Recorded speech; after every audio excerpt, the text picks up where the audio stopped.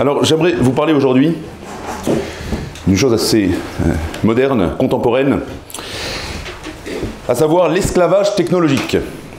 Et j'aimerais vous démontrer comment, pourquoi, on peut dire que cet esclavage technologique dont nous sommes tous victimes est une nouvelle forme d'impérialisme. Alors pour parler des nouvelles technologies, j'aimerais commencer par revenir un peu en arrière,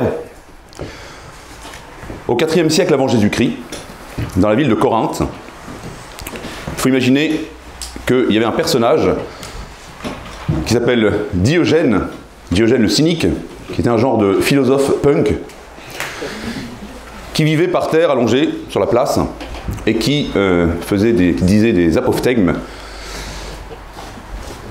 Platon dira de lui plus tard, c'était Socrate devenu fou. Et un jour, le Diogène, ce philosophe qui était assez célèbre, un jour le grand Alexandre le Grand, donc l'un des plus grands conquérants que la Terre ait connu, arrive à Corinthe et demande à voir ce célèbre philosophe. Donc il faut imaginer Alexandre le Grand avec sa cour impériale, se rendant sur la place principale et interrogeant Diogène. Et il lui dit « Je te donnerai tout ce que tu me demandes en échange d'une parole de sagesse. » Et Diogène se retourne vers lui, vous connaissez sans doute cette phrase, et lui dit « Ôte-toi de mon soleil ». Alors cette insolence de Diogène, il y a un auteur actuel qui s'appelle James Williams, qui est un ancien ingénieur de Facebook, si je ne me trompe pas, et qui s'est converti, si on peut dire, et qui désormais écrit de la philosophie sur les questions des nouvelles technologies. Et il prend cet exemple, en disant que les grandes sociétés technologiques, donc en particulier celles qu'on appelle les GAFAM, donc Google, Amazon, Facebook, Apple et Microsoft, sont exactement comme Alexandre le Grand, et qui viennent nous proposer, à nous, pauvres Diogène, pauvres philosophes de la ville de Corinthe, elles viennent nous proposer leurs marchandises, leurs savoirs, tous leurs biens, et nous devons leur répondre, exactement comme Diogène, nous devons leur répondre « ôtez-vous de mon soleil ». Pourquoi, dit-il? Parce que le soleil que nous bloque, dont la vue nous est bloquée par ces grandes entreprises, eh bien c'est la lumière de notre attention. Ce que ces entreprises achètent, ce qu'elles nous volent, c'est notre attention, notre capacité de concentration, notre capacité d'attention, d'écoute, de notre temps de lucidité. Alors, qu'est-ce que c'est que cette lumière de notre attention? Eh bien, c'est toute cette lumière qui nous est cachée par ces sociétés, eh bien, c'est l'ensemble des biens d'information, de distraction, de consommation, qui nous sont sans cesse proposés par ces sociétés digitales, des nouvelles technologies, en échange de notre temps d'attention. Voilà. On peut dire de façon assez simple que Google, par exemple, quand vous faites une recherche sur Google, eh bien, le but de Google, c'est de combler notre désir de savoir. On a l'impression que vous pouvez poser n'importe quelle question à Google, Google vous donnera la réponse. Exactement comme Alexandre le Grand proposait à Diogène de combler toutes ces envies. Amazon comble notre désir de posséder. Facebook comble notre désir de communiquer ou d'avoir des amis. Sans parler du désir de paraître sur Instagram, que sais-je, et d'autres, tout un tas de désirs, le désir sexuel, la volonté de puissance, etc. Donc nous sommes devenus le produit de ces entreprises, nous sommes devenus une marchandise, un objet d'échange, nous sommes devenus le moyen que le capital, que le grand capitalisme a choisi pour progresser. Nous sommes devenus la monnaie aux capitalistes d'augmenter leurs revenus. Vous connaissez sans doute cette phrase de Tim Cook, qui disait, je n'ai jamais su si c'était pour plaisanter ou pas, qui avait dit « Si c'est gratuit, c'est toi le produit ». Alors, vous me direz, mais comment est-ce que je reste libre? Je suis capable d'utiliser ou de ne pas utiliser mon téléphone, de fermer mon ordinateur et d'aller dans une bibliothèque. La vérité, c'est que nous sommes le produit de façon involontaire et sans le savoir. Comment, je vais essayer rapidement, je ne vais pas rentrer dans les choses trop techniques et dans trop de détails, mais comment est-ce que ces entreprises nous utilisent? Grâce à ce qu'on appelle les métadonnées. Vous savez qu'il y a des lois, par exemple en France, il y a la loi RGPD, Règlement Général de la Protection des Données, si je ne me trompe pas, qui soi-disant nous protège, qui fait que si vous envoyez un mail par Google, Google n'a pas le droit d'utiliser votre nom, votre adresse, etc. Néanmoins, Google a le droit d'utiliser tout le reste, à savoir l'heure d'envoi du mail, le pays de destinataire, si vous l'avez envoyé d'un téléphone ou d'un ordinateur, quels sont les mots clés contenus dans le mail, etc. etc. C'est-à-dire que toutes ces lois, soi-disant de protection des données, sont complètement illusoires. Et toutes ces grandes entreprises, en particulier les réseaux sociaux, collectent par milliards de milliards, donc ces métadonnées, les lieux, les activités, les vitesses par exemple, les sites consultés, les achats que vous avez faits, les connexions entre les différents sites, le temps passé sur Internet, etc. etc. Le but de ces collections de données, c'est d'établir des lois générales, des lois de grand nombre, et de tracer des comportements. Alors, si vous doutez que ça fonctionne, je vais vous donner un exemple, alors qui est peut-être un peu extrême, mais qui est tout à fait réel. Ça s'est passé aux États-Unis il y a 1 ou 2 ans. C'est une femme qui venait de se marier, qui était mariée depuis quelques mois, qui soudain reçoit du jour au lendemain, reçoit tout un tas de notifications pour des produits pour nouveau-nés. Sur son téléphone, son ordinateur, etc. Elle va faire un test de grossesse et elle découvre qu'elle est enceinte. C'est-à-dire que Google savait avant elle qu'elle était enceinte.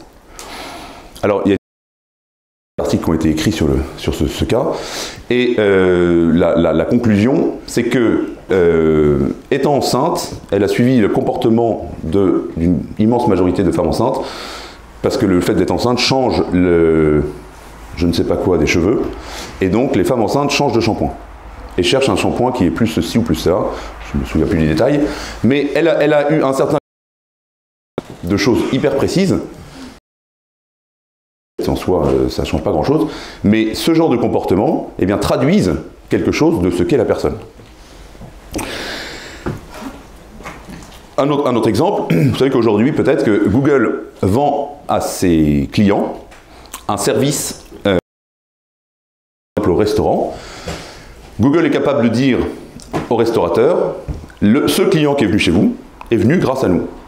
Parce que quand vous allez chercher restaurant chinois dans je ne sais pas à tel endroit, Google vous a donné une liste de restaurants, vous allez cliquer sur un restaurant, et Google est capable de dire que votre téléphone est localisé dans le restaurant sur lequel vous aviez cliqué. Donc, elle est capable de dire au restaurateur, le client qui est rentré chez vous, avait cliqué sur votre lien dans notre service. Et donc, il vend des services personnalisés, et Google vend des clients comme ça à un tas de ses clients. Il y a plus grave que ça, il y a aussi que toutes ces données incluent des données bancaires, des données de santé, par exemple. Je ne sais pas si vous avez vu, il y a quelques mois, la Commission européenne, enfin l'Europe, a signé un accord avec Google, je crois encore, pour que Google puisse stocker toutes les données de santé européennes. Parce qu'ils produisent un service, un cloud, que les États ne sont pas capables de gérer. Alors évidemment, il y a tout un tas de lois qui disent qu'il est interdit d'utiliser les données de santé, etc. Mais vous imaginez bien que si Google le fait, ce n'est pas par humanisme. Vous avez aussi peut-être, je pense qu'il n'y a pas beaucoup d'entre vous qui ont déjà fait des crédits. Vous savez que normalement quand on fait un crédit, aujourd'hui, on vous demande votre état de santé, on vous demande un bilan de santé pour savoir si vous allez mourir bientôt ou pas, parce que pour savoir si la banque va gagner de l'argent ou pas. Aux États-Unis, de façon tout à fait courante, en fait, quand vous faites votre demande de crédit bancaire, on vous répond oui ou non en fonction de votre activité sur Internet. En fonction de savoir si vous êtes une personne à risque, si vous avez des problèmes de santé, si vous avez ceci ou cela, si vous mangez trop de chocolat ou buvez trop d'alcool, parce que quand vous avez acheté de l'alcool sur Internet ou par votre carte bleue, on a la liste des produits, et donc on sait ce que vous êtes, qui vous êtes, etc. etc. Bon.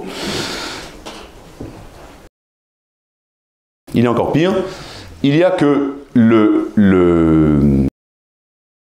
ce n'est pas simplement notre activité qui est le produit, mais c'est même notre attention elle-même, c'est-à-dire notre intelligence et notre volonté. Comment ces sociétés nous captent comme clients? Eh bien, par un flux incessant de notifications, de stories, de rafraîchissement de pages. Vous avez tous remarqué, j'imagine, que quand on rafraîchit la page de Facebook, on n'a plus les mêmes informations. Au départ, le fil de Facebook, c'était un fil unique. Maintenant, dès qu'on rafraîchit, on a des nouveaux contenus. Et donc, c'est ça que j'aimerais vous expliquer maintenant, entrer dans une dimension un peu plus philosophique, à savoir ce que signifie pour nous, en tant qu'hommes, le fait d'être devenus ces esclaves, ces victimes de ces sociétés capitalistes. Je rajoute un exemple. Le patron de Netflix, en 2018, avait expliqué que les plus grands concurrents de Netflix étaient YouTube, Facebook et le sommeil. Et que son but, c'était de vaincre les concurrents. Alors, toutes ces entreprises cherchent à rentabiliser nos désirs. Avant d'entrer dans les questions humaines, les questions anthropologiques, s'il faut que je vous convainque encore, j'ai noté quelques chiffres. Donc les GAFAM, Google, Apple, Facebook, Amazon et Microsoft. Alors il y a l'équivalent pour la Chine, ce qu'on appelle BATX, donc Baidu, Alibaba, Tencent et Xiaomi. Pour vous donner un ordre d'idée, vous savez sans doute que 100% des systèmes d'exploitation, des ordinateurs ou des téléphones, sont possédés par Microsoft ou Apple. 80% des navigateurs Internet, donc Chrome, Edge, Internet Explorer, etc., sont possédés par ces sociétés. Dans les dernières années, ils ont massivement investi dans les câbles sous-marins pour transporter les données, indépendamment de toute autre société de communication. Aujourd'hui, il y a 80% des communications mondiales qui transitent par des câbles qui sont possédés par Google ou Apple ou Microsoft. Gmail, si on additionne les comptes Gmail et les comptes Outlook, ça représente 2 milliards de comptes actifs. Google, Microsoft et Apple gèrent à eux trois 80%, 85% de tous les emails envoyés dans le monde. Ensuite, on peut dire que 5 des applications les plus téléchargées dans le monde en 2019, 5 sur les 10 premières, appartiennent à Facebook. Donc Messenger, Facebook, WhatsApp, Instagram, qui sont toutes les 4 propriétés de Facebook. YouTube, ça représente 2 milliards d'utilisateurs par mois. Mensuellement, il y a 2 milliards de personnes qui utilisent YouTube. Sans parler du monopole de Google sur les moteurs de recherche, il y a 93% des recherches mondiales qui passent par Google. Etc., etc. 80% des téléchargements de musique, etc. Pour vous montrer que ça fonctionne, si les plus grandes sociétés qui ont les plus grandes, ce qu'on appelle capitalisation boursière, c'est-à-dire la valeur en bourse, le nombre d'actions multiplié par la valeur de l'action, au deuxième trimestre 2020, donc c'est très récent, la première c'est Apple, dont la valeur est de 2254 milliards de dollars. Microsoft, 1682 milliards de dollars, Amazon 1634, Alphabet, donc la société de Google, 1185, etc.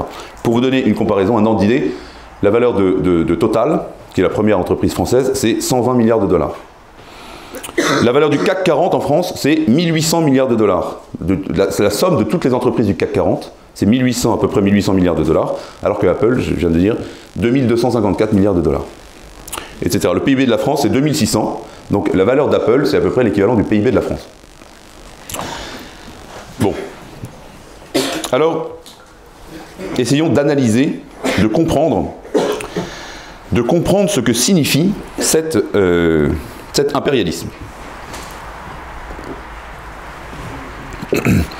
Alors pour rester dans l'anachronisme, j'ai parlé de Diogène le cynique au IVe siècle, j'aimerais parler d'un autre philosophe antique qui va nous servir comme de solution, peut-être de remède à cet impérialisme technologique.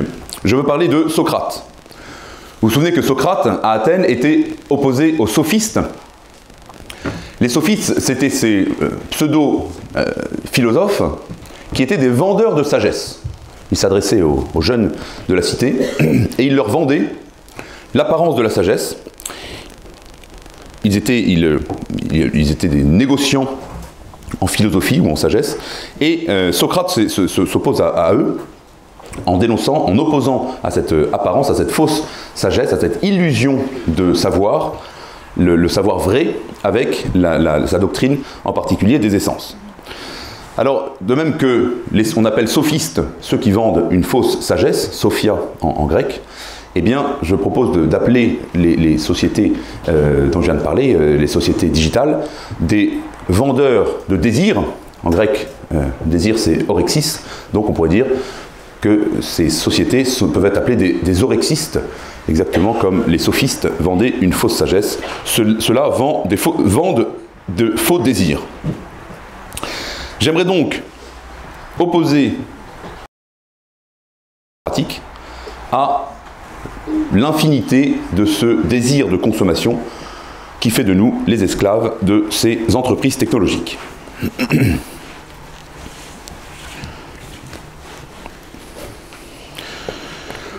Alors pour commencer, j'aimerais prendre un exemple qui est tiré de Socrate. Dans le Gorgias, donc Gorgias était l'un des plus grands sophistes, l'un des sophistes les plus connus à Athènes, et Gorgias, Socrate donne cet exemple, ce qu'on appelle l'exemple des tonneaux percés, des jarres percées. Il donne cet exemple en présentant une situation où il y a deux hommes qui portent chacun des tonneaux. Le premier porte des tonneaux remplis de biens précieux qui ont été acquis au prix de 1000 peines et difficultés. Alors que l'autre homme, n'ayant que des tonneaux percés et fêlés, eh bien, serait forcé de les remplir chaque jour et nuit sans relâche, sous peine des plus grands ennuis. Et il oppose donc ces figures des tonneaux portés par ces deux hommes comme un modèle, il propose cela comme un modèle de deux vies.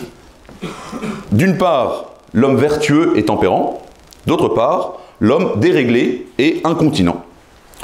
Et il demande quelle vie vaut le plus.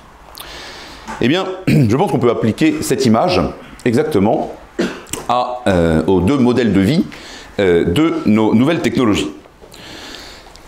Pourquoi ? Parce que je reprends ici une idée d'un philosophe qui s'appelle Hans Jonas, qui a travaillé sur différents sujets, et en particulier, il est l'un de ceux qui a travaillé sur la technologie. Et il décrit la technologie comme un phénomène sans repos. Il dit c'est un processus, un dynamisme, et non pas l'état d'une chose. Par exemple, c'est toute la question de l'obsolescence. Vous savez que les appareils sont faits pour être obsolètes, et ils sont faits pour disparaître, pour être inutiles au bout d'un certain temps. Pourquoi ? Parce que c'est là le gage, la promesse d'un progrès illimité. Vous avez un téléphone, vous savez très bien que dans 1 an, dans 2 ans, dans 10 ans, eh bien, nos appareils seront complètement dépassés par des nouvelles technologies. C'est le principe de cette nouvelle technologie, c'est qu'elle est sans cesse en progrès technique. Deuxièmement, ces appareils électroniques ont une capacité infinie, dit Hans Jonas, à produire du manque et non pas à répondre à un besoin. Et je crois que c'est là un point tout à fait essentiel. Toutes ces technologies, les réseaux sociaux, ces technologies de l'information, du divertissement, etc., créent indéfiniment la possibilité d'une nouvelle satisfaction. Vous dites toujours, je vais intéressante, peut-être voir une story qui va être plus intéressante. On passe des heures et des heures sur son téléphone. Cette capacité à créer indéfiniment des nouvelles satisfactions, et non plus à répondre à un besoin, eh bien c'est tout à fait caractéristique de ce qu'on appelle le techno-capitalisme. C'est-à-dire que l'argent ne sert pas à acheter quelque chose, mais l'argent sert à produire de l'argent. Dans ce cas-là, l'argent sert à produire un désir qui lui-même va engendrer de l'argent. Vous, pour rentrer plus en détail, pour essayer d'expliquer ce point, vous voyez que les sollicitations incessantes, des fils d'actualité, des notifications, etc., eh bien, elles créent un besoin artificiel, et donc le désir de combler ce besoin, et donc une satisfaction lorsque le besoin est comblé, une satisfaction indue, et à la fin, elles engendrent un nouveau besoin. On peut dire que le désir de connaître, de se distraire, etc., devient un désir inépuisable, parce qu'il est impossible à combler. Jamais on aura toutes les informations nécessaires, toutes les informations possibles. Jamais on aura tous les amis possibles que Facebook nous propose, etc. Donc chaque étape réclame la suivante, sans que jamais les possibilités soient achevées de façon exhaustive. Personne ne peut dire, comme on a terminé un jeu vidéo, personne ne peut dire « j'ai terminé Facebook ». C'est-à-dire que ça n'arrêtera jamais. J'ai déjà cité ces exemples, mais un exemple tout à fait commun, vous regardez une vidéo d'une conférence d'Academia Christiana sur YouTube, et puis 4 heures plus tard, vous êtes en train de regarder des chats. C'est un grand principe du téléphone, c'est qu'à partir du moment où on est en train de regarder une vidéo de chat, il faut arrêter. Mettez-vous ça dans la tête, le chat c'est vraiment la limite à ne pas dépasser. Les suggestions d'achat sur Amazon, qui fonctionnent très bien, vous achetez des livres, Amazon vous propose toujours des livres qui correspondent à vos recherches, à vos choix, etc.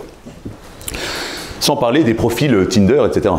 C'est-à-dire qu'il y a toujours une nouvelle sollicitation, une nouvelle proposition qui pourrait être meilleure que la précédente. Ce mécanisme qui est mis en place, c'est précisément le mécanisme de la dépendance. Et James Williams, dans son ouvrage, compare ce mécanisme de dépendance à celui des machines à sous. Quand vous jouez sur une machine à sous, ce qui vous fait rejouer et rejouer et rejouer, c'est l'espoir d'une récompense qui va bientôt arriver. L'espoir qu'en mettant juste une pièce de plus, vous allez toucher le jackpot. C'est le mécanisme de l'addiction. Dans l'expérience technologique, eh bien, c'est la virtualité qui joue ce rôle, en plus de récompense toujours insatisfaisante.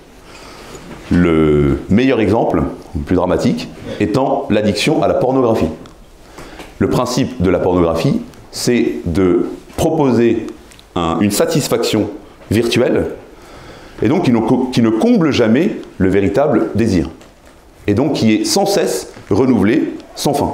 Et c'est pour ça que la pornographie devient une addiction. Et pour beaucoup, une addiction. Parce que la capacité de satisfaire le désir ne peut jamais être satisfaite par ce qui est proposé de façon virtuelle. Alors, vous comprenez que ce mode infini de nouveaux désirs, de fausses satisfactions qui entraînent de nouveaux désirs, eh bien, ça correspond tout à fait, il me semble, à l'image de l'homme qui porte des jarres percées, donc des tonneaux troués, qui sans cesse se vident et jamais ne se remplissent. Et qu'il a besoin sans cesse de remplir parce que jamais la qualité de l'objet, du contenu, ne va combler le contenant, donc l'objet ne va jamais combler le désir. À cette figure, il faut donc opposer le deuxième homme de Socrate, celui qui a des tonneaux non percés, et, comme il disait, qui a rempli ces tonneaux par le fruit d'un travail accompli. C'est-à-dire par un effort physique, psychologique, intellectuel. Seuls les efforts peuvent fournir une satisfaction réelle. Pour mériter une satisfaction, une récompense qui soit légitime, eh bien, il faut fournir un effort. Ça, c'est la loi de la vertu humaine. Et vous comprenez, selon ce mécanisme, l'effort fourni, qui est un don de soi, un engagement en tout cas, implique une satisfaction légitime, un sentiment d'accomplissement, et donc va entraîner un nouvel effort. Et ça, c'est le mécanisme de la vertu, et donc du progrès moral. Vous voyez que c'est exactement le contraire de l'enchaînement que j'ai décrit tout à l'heure pour les nouvelles les technologies dans l'ordre de la virtualité, où ce n'est pas l'effort fourni qui engage, qui implique la récompense, mais c'est un faux besoin qui est créé pour impliquer une satisfaction indue. Donc vous voyez, on peut comparer, je pense, ces deux mécanismes, celui du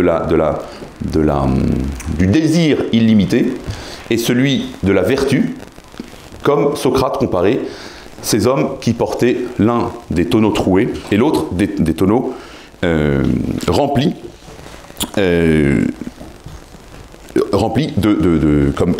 et mérités par un effort fourni. Alors, une fois, grâce à l'exemple des deux hommes tirés du Gorgias, le mécanisme de l'addiction virtuelle, j'aimerais dans un deuxième point vous montrer le lien entre la société libérale et cette société de consommation technologique. Et vous montrer que c'est pas simplement, que c'est vraiment la mise en œuvre d'un processus à long terme.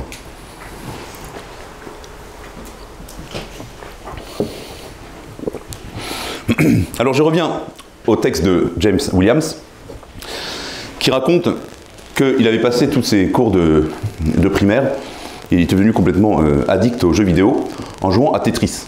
Vous avez tous connu Tetris, je pense, enfin, peut-être que les plus jeunes ne connaissent pas, mais voilà, Tetris quand même. Quelle est la caractéristique principale de Tetris? C'est que ça ne s'arrête jamais. C'est une pluie infinie de briques qui tombent. Là encore, et il prend ça comme exemple pour montrer que l'absence de limite suscite. Alors, il dit ceci, je reviens sur l'exemple de la machine à sous. Dans une machine à sous, on paye avec son argent, alors que dans les technologies, on paye avec son attention. C'est ce qu'on appelle d'ailleurs, alors c'est quelque chose qui est vraiment mis en œuvre, qui est calculé, qui est travaillé, qui est étudié, et qui est fait évidemment de façon volontaire. C'est ce qu'on appelle le persuasive design, à savoir la mise en œuvre de techniques qui visent à changer les comportements de l'utilisateur. Donc toutes ces entreprises cherchent non seulement à orienter notre comportement, mais à orienter inconsciemment notre façon d'être, notre façon d'agir, de penser, etc. Alors, vous pourrez me dire, c'est quelque chose de très ancien, il n'y a pas besoin de chercher les nouvelles technologies. Dans les supermarchés, autrefois en tout cas, ils construisaient les sols en pente vers le milieu pour qu'il soit plus difficile de sortir du rayon que d'y entrer. Voilà. Donc, ou alors, si on veut que vous passiez du temps dans un supermarché, on vous met de la musique très sympathique, etc. Si c'est l'heure de la sortie, on met de la musique excitante ou moche, ou insupportable, qui vous aide à vous dépêcher de sortir. Voilà. Ou alors, c'est un autre exemple de persuasive design, qui sert à orienter inconsciemment l'action d'un individu. C'est une expérience qui a été réalisée, qui a été mise en œuvre dans les urinoirs de l'aéroport de Schiphol à Amsterdam. Ils ont collé au fond de l'urinoir une fausse mouche, un dessin de mouche. Et par réflexe, les hommes essayent de chasser la mouche, et ça fait que les gens ne font plus leurs besoins en dehors de l'urinoir, mais qu'ils se concentrent. Voilà. C'est un exemple réel. Tout ça pour dire qu'il peut y avoir des choses que notre attention, notre façon d'agir, peut être dirigée par des détails qui nous échappent complètement, mais que ces entreprises, évidemment, utilisent à grande échelle pour rentabiliser leurs investissements et pour happer, pour capter l'utilisateur, son temps, son attention et ses désirs. Alors, comment l'usage compulsif de distraction, de satisfaction de l'utilisateur est-il capté? Pour cela, l'utilisateur, c'est-à-dire vous et moi, doit être réduit à un produit de marché. C'est-à-dire qu'il doit être réduit à une quantité. il doit être quantifiable, mesurable et donc monnayable. Ouais, aussi bien Facebook que Google n'a absolument rien à faire de qui vous êtes, mais tout ce qui l'intéresse, c'est ce que vous valez. Ce que vous valez, donc il faut pouvoir mettre l'individu en une liste d'équations, une liste de chiffres, de données numériques. Toute cette mise en œuvre, en fait, consiste à chercher à rentabiliser, non plus seulement les produits et les échanges, mais rentabiliser l'individu lui-même. Pour vous donner un exemple, autrefois, je ne sais plus quelle année exactement, mais dans les années 2000, la Poste, en France, a placé des GPS sur tous ces facteurs pour le travail. Parce que dans les campagnes, le facteur allait s'arrêter, boire un café chez Madame Truc, boire un verre de blanc chez Monsieur Truc, et le facteur n'était pas assez rentable. Et donc pour rentabiliser le travail, on a mis un GPS avec un parcours précis. Dans une logique capitaliste. Vous voyez que là on essaye de rentabiliser le travail. En 2016, je crois que ça a commencé, la Poste a inventé un nouveau service qui s'appelle « Veiller sur mes parents » et qui fait que vous pouvez payer le facteur pour qu'il aille parler avec les gens avec qui il parlait avant. Vous voyez, dans cette deuxième étape, ce n'est plus le travail qui est rentabilisé, mais c'est le rapport social, c'est le rapport humain qui est rentabilisé. Et toutes ces entreprises technologiques, les relations humaines, que ce soit d'ailleurs l'éducation, que ce soit la santé, que ce soit avec les vaccins ou le... Si ça... Je pense que vous voyez ce que je veux dire. Mais ce sont les relations humaines elles-mêmes qui doivent prendre de la valeur, qui doivent être rentabilisées. Alors, comment est-ce qu'on est arrivé là, de façon philosophique? Eh bien, par ce qu'on peut appeler la mathématisation du réel. Donc c'est tout un courant philosophique, toute une histoire de la philosophie, qui commence avec Galilée, d'ailleurs, qui dit que la nature est un livre écrit en langage mathématique, avec Descartes, peut-être que vous avez déjà entendu parler de ça, avec sa théorie des animaux-machines, où il dit que finalement, un animal, c'est simplement une machine très complexe, dans laquelle les engrenages, les ressorts et les tuyaux sont trop petits pour qu'on puisse les voir à l'œil nu. Leibniz, au début du XVIIIe siècle, une machine à calculer, mais à ce qu'on appelle calculer, mais pour calculer la théologie. Vous voyez, l'idée de Leibniz, c'est de dire on n'a qu'à mettre toute la pensée en équation mathématique, et comme il dit, demain, si deux théologiens ne sont pas d'accord sur une question, eh bien, ils s'asserront à une table et ils diront « calculons ». Dans toute cette mentalité de mathématisation du réel, eh bien, le réel, la réalité, est réduite à ce qui est calculable, à ce qui est numérique ou numérisable. Cette mentalité, elle est tout à fait typique de ce qu'on appelle le néolibéralisme en politique. Le néolibéralisme qui consiste à affirmer la primauté du juste sur le bien.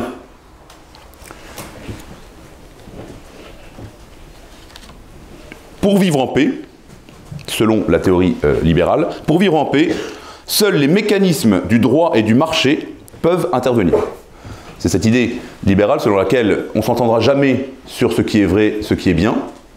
Donc, il faut pouvoir calculer et faire un calcul mathématique du droit et du marché pour savoir ce qui intéresse les gens, ce qui est favorable à une société ou non. Dans cette société néolibérale, le progrès est réduit à l'économique. Le progrès, d'ailleurs, on en est les victimes sans arrêt, c'est-à-dire que pour savoir si quelque chose fonctionne, si un pays fonctionne, on va dire quelle est la valeur du... Est-ce que les gens sont heureux?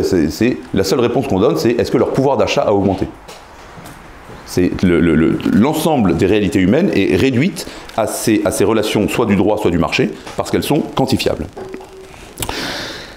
Le progrès, donc ce progrès économique, se présente dans une société libérale comme la seule alternative viable aux désaccords fondamentaux sur la foi ou sur la morale. La foi et la morale sont rejetées dans le domaine privé et on ne peut plus discuter que de questions économiques ou de questions de droit. C'est ce qui est tout à fait explicitement recherché et exposé par Kant, Emmanuel Kant, dans son projet de paix perpétuelle, où il écrit ceci: « La seule mécanique du droit doit suffire à assurer la coexistence pacifique, même d'un peuple de démons. » Et c'est pour ça que les libéraux, toute la théorie politique des libéraux se réduit à une théorie de la justice, qui est, en particulier John Rawls par exemple, qui doit être un équilibre impersonnel entre des conceptions rivales. On cherche à calculer, on cherche une sorte d'équilibre entre des conceptions, et non plus, on ne recherche plus le bien, le vrai, le juste, enfin la morale, ou tout ce qui est de l'ordre de la finalité. Les conséquences de ces principes néolibéraux, c'est premièrement qu'il n'y a dans une société libérale aucune place pour la vertu. On peut même dire, c'est une thèse par exemple de Jean-Claude Michéa, on peut même dire que pour établir la société libérale, il faut détruire toute figure de héros, toute référence à une gloire, à une forme d'héroïsme ou de vertu.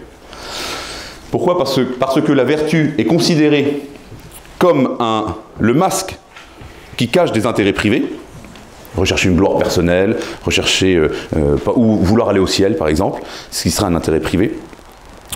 Le héros, la figure du héros, la société moderne, est donc détruit. Il doit être détruit, parce que le héros, c'est quelqu'un qui travaille pour un idéal.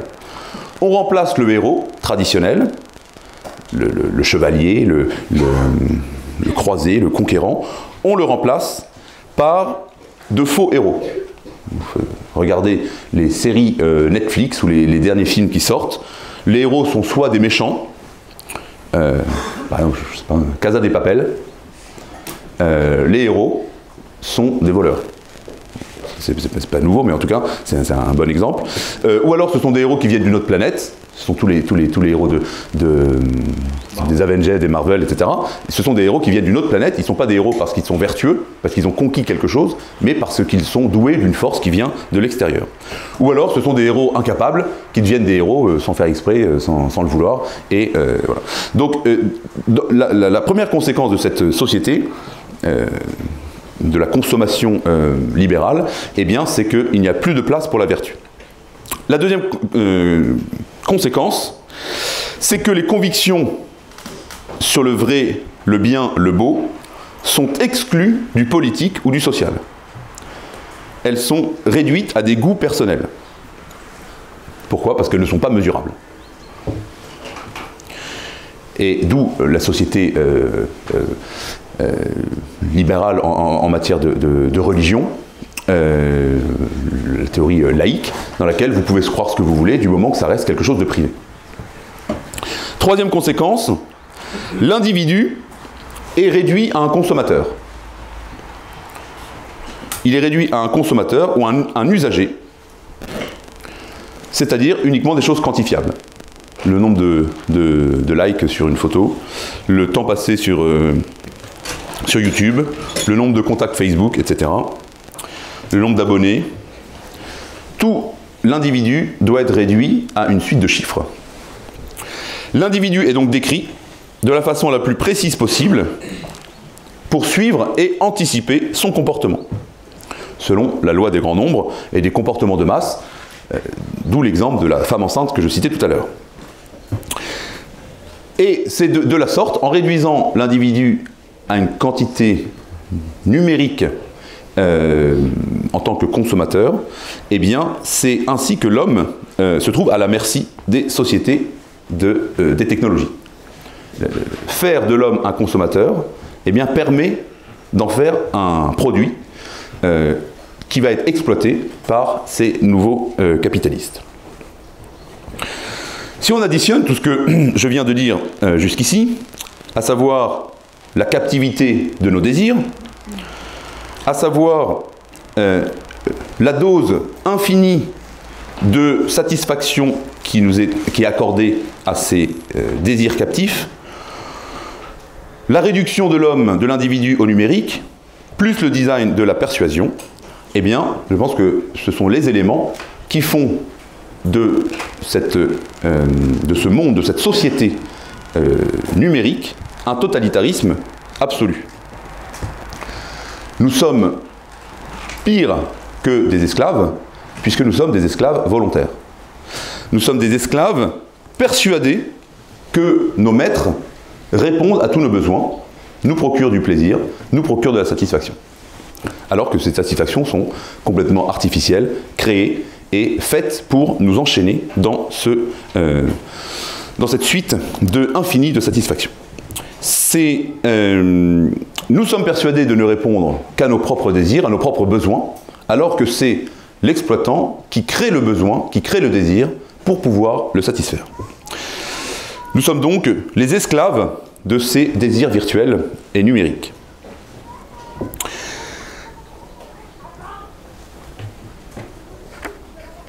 Cet esclavage du désir, lié à la capacité infinie de satisfaction de ces nouvelles technologies, a une conséquence grave, à savoir le sentiment d'impuissance et de dépression. Cette mentalité technologique a remplacé le désir de l'infini, car l'homme est fait pour désirer les grandes choses, les choses infinies.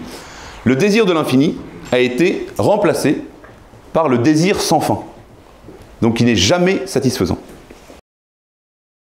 Un sociologue américain que vous connaissez peut-être, qui s'appelle Christopher Lasch, décrit justement la postmodernité par cette caractéristique. La postmodernité ne propose plus un monde, mais propose désormais un monde qui sera seulement illimité. Dans les années 60, on disait, le monde, c'est le mythe du progrès des années 60, demain sera meilleur. On est passé de l'obscurantisme du Moyen-Âge aux promesses techniques du XXe siècle. Désormais, on ne croit plus. Il y a peu de gens qui croient que le futur va être meilleur que le monde actuel. Mais le monde se présente comme illimité. On aura toujours plus de technologies, plus d'informations, plus d'échanges. Cette rentabilisation du désir, eh bien, a pour conséquence que l'homme moderne est incapable de désirer. Nous sommes rendus incapables de désirer véritablement. L'amour est réduit à la pornographie, l'amitié est réduite à Facebook, le marché, les échanges sur les des clics sur Amazon, etc. Le désir n'a plus de saveur, et c'est pour cela qu'on peut dire que la société moderne est devenue une société de la dépression. Il y a un autre sociologue qui s'appelle Ehrenberg. On peut appeler cela la société de la dépression, dans laquelle, en fait, cette infinité de désirs jamais comblés, eh bien, fait que l'homme moderne est essentiellement déprimé. Il y a un autre philosophe un sud-coréen qui s'appelle Byung-Chul Han, qui parle de Müdigkeitsgesellschaft, la société de la fatigue. Notre société a perdu sa saveur, a perdu le sens du plaisir, mais l'illimitation des plaisirs procurés par cette société, eh bien, et l'incapacité de réaliser ces désirs infinis, implique donc la dépression, le sentiment d'impuissance, la fatigue d'être soi, face à l'infinité du désir. L'homme ne sait plus désirer parce qu'il est captif de la technologie. On peut donc revenir à mon point de départ, à savoir que les orexistes modernes, donc ces vendeurs de faux désirs, de faux plaisirs, ont fait du désir, en faisant du désir une marchandise, eh bien, on détruit la capacité même de l'homme à désirer. De la même façon que les sophistes, en faisant de la sagesse une marchandise, eh bien, détruisaient le sens même du savoir et de la sagesse. Alors, pour conclure, j'aimerais vous proposer, à l'école de Socrate, une solution socratique.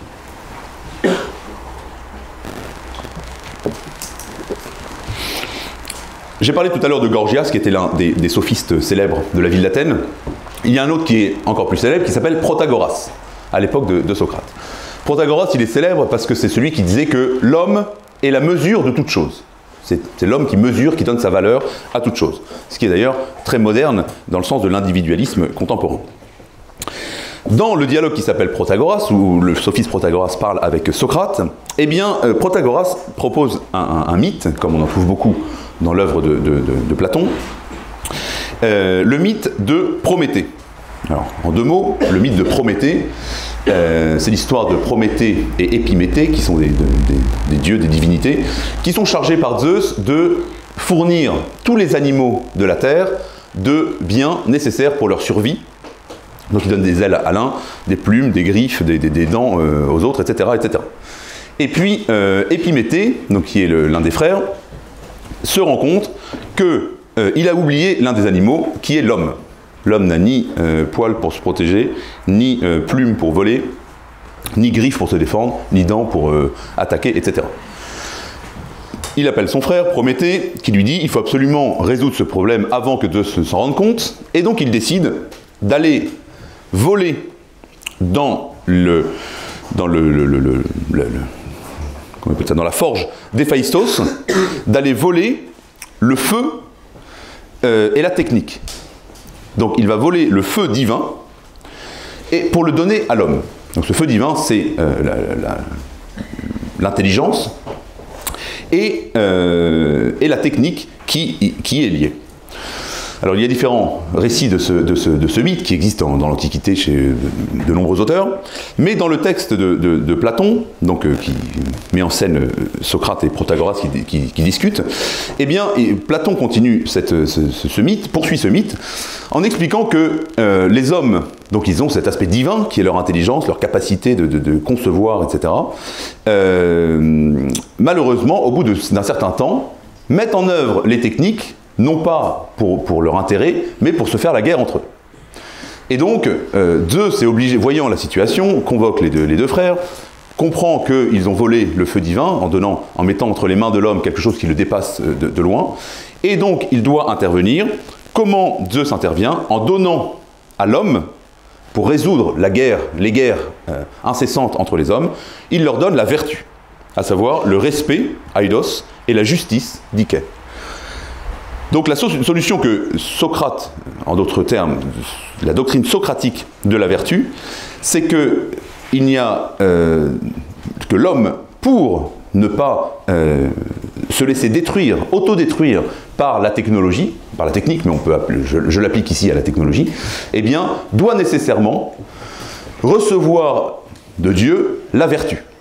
L'homme doit être vertueux pour ne pas se laisser autodétruire ou esclavagiser dans le cas qui nous intéresse. La doctrine socratique de la vertu, en deux mots, elle consiste à dire que le bonheur individuel ne repose pas dans le fait de faire ceci ou de faire cela, d'avoir ceci ou d'avoir cela, mais dans le fait d'être soi-même quelque chose. La vertu, c'est la qualité, ma qualité individuelle, la qualité individuelle de mon âme. Socrate, évidemment, oppose une morale du bien à la morale du plaisir. Il dit que le plaisir, la recherche de plaisir, en soi, ne procure pas le bonheur. Il propose une morale du bien, dans laquelle c'est la maîtrise de soi, c'est l'unité de l'âme, c'est la recherche d'une finalité supérieure, dans la contemplation, dans la connaissance, dans la sagesse, dans l'amour. C'est cette recherche d'une finalité supérieure qui va au bonheur.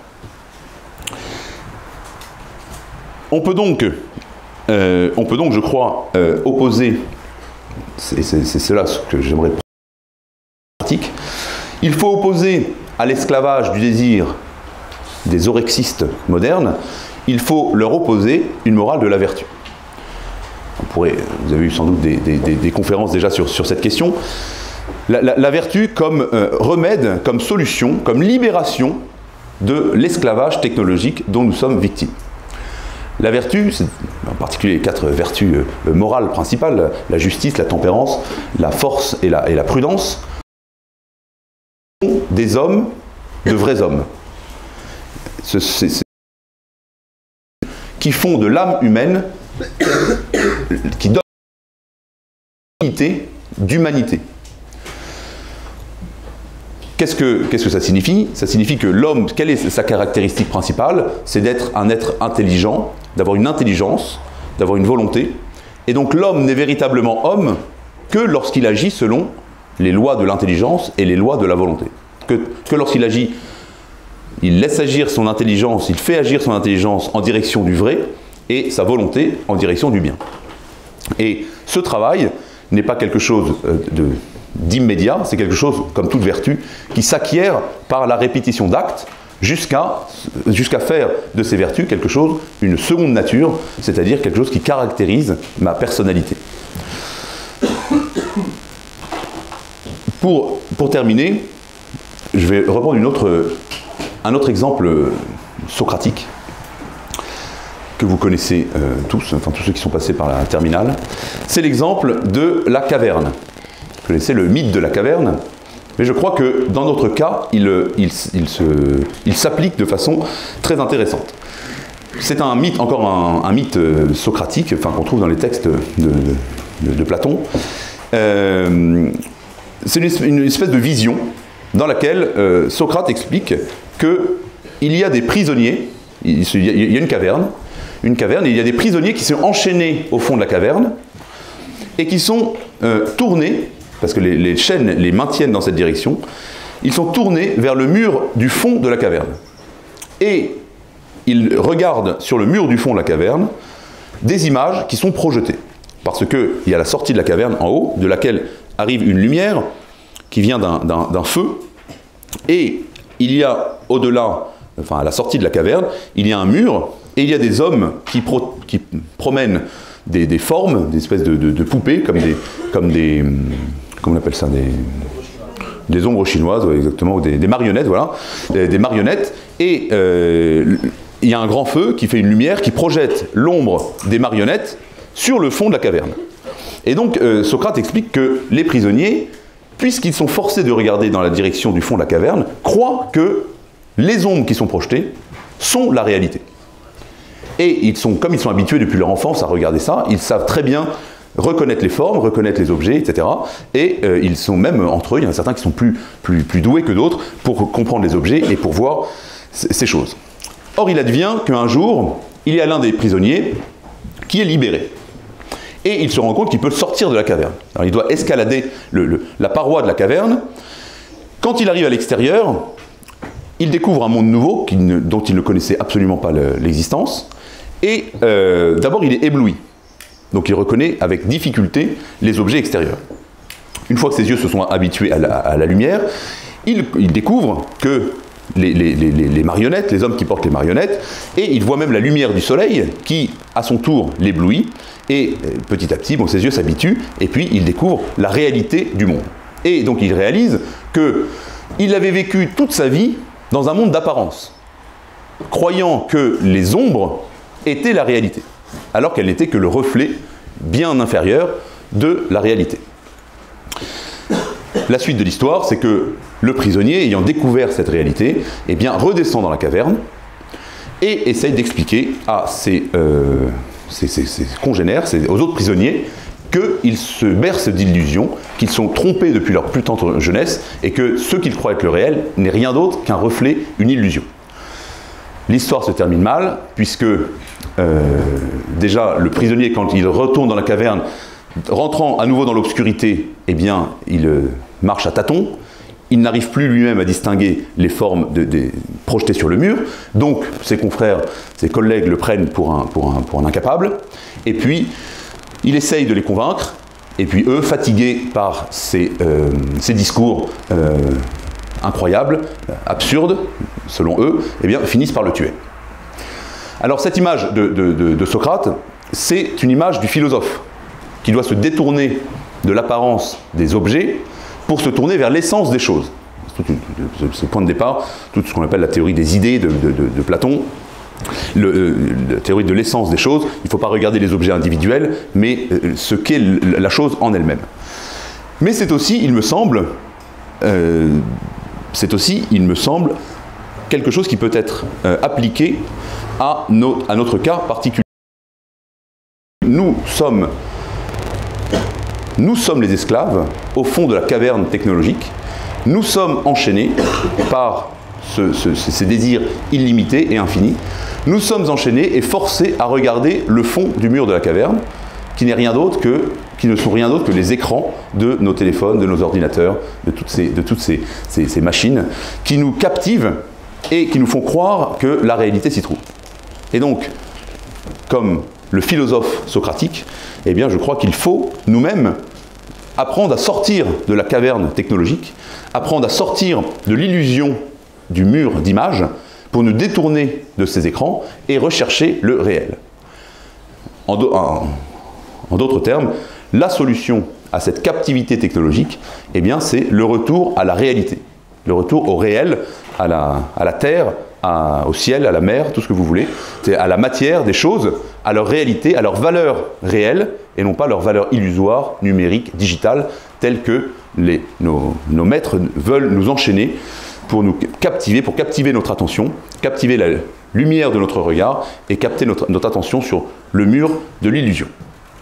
Et évidemment, dans le mythe socratique, on se demande, s'il y a la lumière du feu qui projetait les ombres sur le fond de la caverne, sur le mur du fond, quel est le rôle du soleil? Qu'est-ce que signifie le soleil?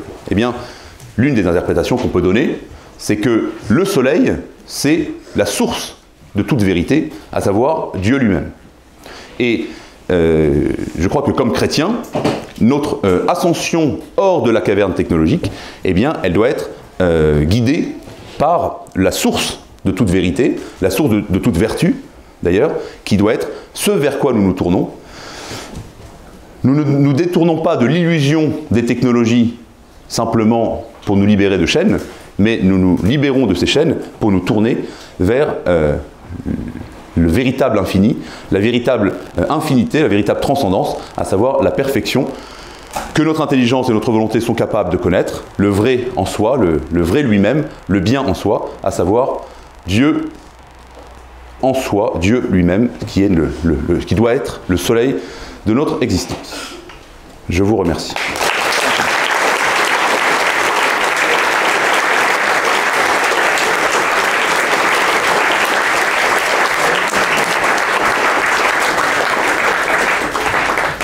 Merci Monsieur Labbé.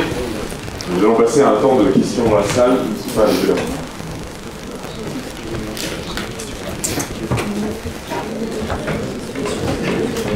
Merci Monsieur Labbé.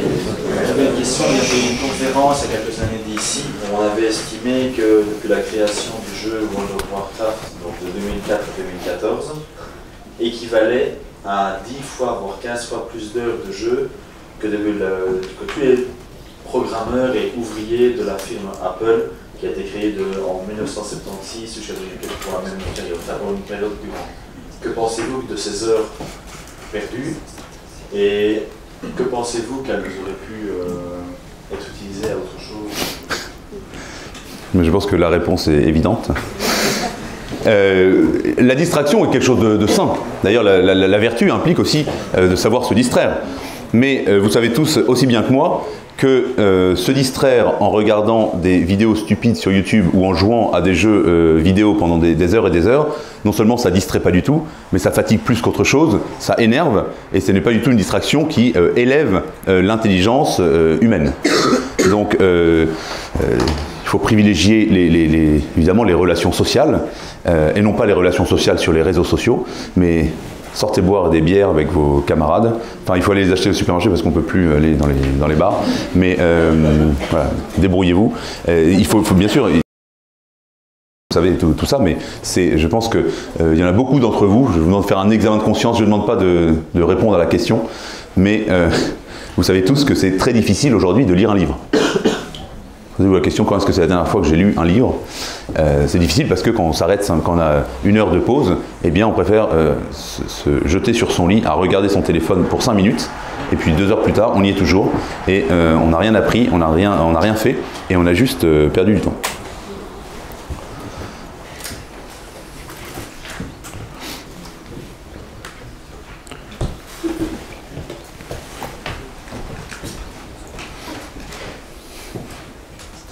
Bonjour Monsieur Labbé, merci pour votre conférence. Moi j'avais une remarque sous forme de question.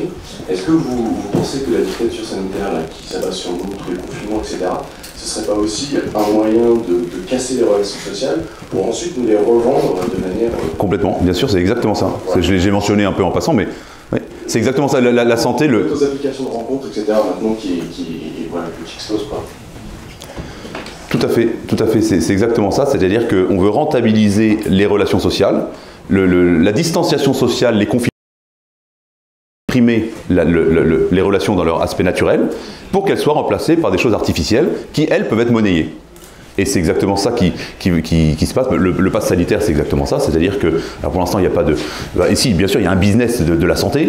Les sociétés qui gagnent le plus d'argent aujourd'hui dans le monde sont les sociétés, comment on appelle ça, les entreprises pharmaceutiques qui font des vaccins, etc. Mais ce qui est plus grave, il me semble, c'est effectivement ça, c'est que ce sont les relations sociales. Mon exemple de la Poste, je pense que c'est un exemple qui est très caractéristique, et c'est exactement ça ce qui est en train de se passer avec la santé, avec les relations sociales. C'est-à-dire que demain, si vous voudrez avoir des amis, vous rencontrer dans un lieu, vous devrez entrer dans un processus numérique où vous serez contrôlé, vous serez là, vous serez à tel endroit. Ce sera des lieux réservés où il faudra payer, évidemment. Et